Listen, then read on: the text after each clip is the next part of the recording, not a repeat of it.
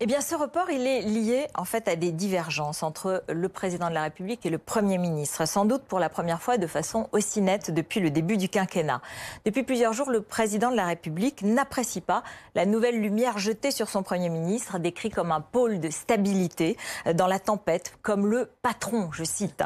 Alors, lorsqu'hier, le couple exécutif semble arriver à un accord sur le casting, notamment pour l'intérieur, qui est essentiel, Christophe Castaner serait ministre de l'Intérieur, et Frédéric Pechnard occuperait un ministère délégué ou un secrétariat d'État qui serait plus technique, mais qui serait, lui, en prise directe avec les policiers. Eh bien, en fait, un certain nombre de personnes s'agitent au sein de La République En Marche pour s'inquiéter, comme autour de l'Assemblée nationale, les visiteurs du soir du président, en s'inquiétant d'un attelage qui ne serait pas assez fiable pour le président et qui serait plus proche du Premier ministre. Et ce n'est pas du tout le seul exemple de désaccord. Sur plusieurs autres propositions, il y a des divergences, ou en tout cas le président de la République n'accrédite pas la proposition. Pourquoi ? Parce que la nature a horreur du vide, c'est la phrase qu'on a entendue. Et Édouard Philippe, il s'est préparé. Il veut un gouvernement efficace sur lequel il a plus la main que dans le passé.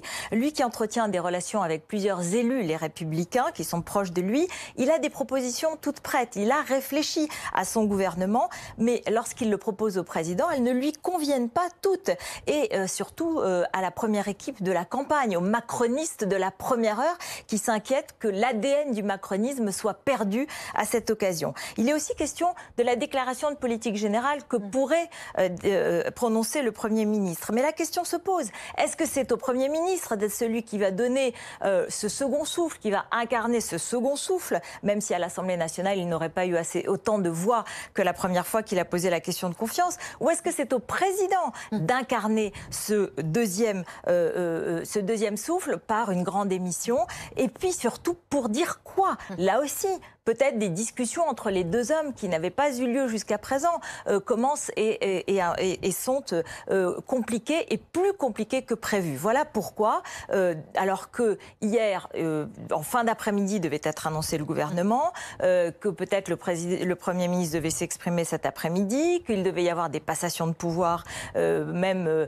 ce matin, enfin qu'il y avait un planning. Alors plusieurs hypothèses, toujours, mais il y avait un schéma, et bien celui-là, ce schéma-là, n'a pas vu le jour. Et donc pas avant vendredi soir, pas avant le retour du Caucase. Ou samedi, ou dimanche, voilà, ou lundi. Pour le moment, le président a bien voulu montrer, en allant à la station F et en déambulant sur les quais, en revenant à pied à l'Élysée hier, que c'est lui et lui seul qui décide et qui prend les initiatives. Alors qu'est-ce qu'on en dit du coup à l'Élysée et à Matignon ? Alors ce matin, il n'est pas question d'accréditer évidemment cette thèse. Dans les deux équipes, on affirme que le Premier ministre respecte la Constitution, il propose des noms et c'est le président qui dispose. Et que l'Élysée et Matignon sont sur la même longueur d'onde. Il rejette la responsabilité sur les entourages en répétant que la relation entre les deux hommes n'est aucunement altérée sur le plan personnel. Ça va laisser des traces, ça ?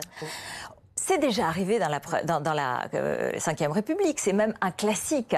On se souvient que Manuel Valls avait proposé des noms à François Hollande dans le deuxième remaniement et qu'il n'avait pas eu satisfaction et que ça avait créé un certain malaise entre les deux hommes. Il y a toujours cette situation. Mais c'est vrai que là, c'est un moment crucial. Ce fameux rebond pour Emmanuel Macron, il est très important.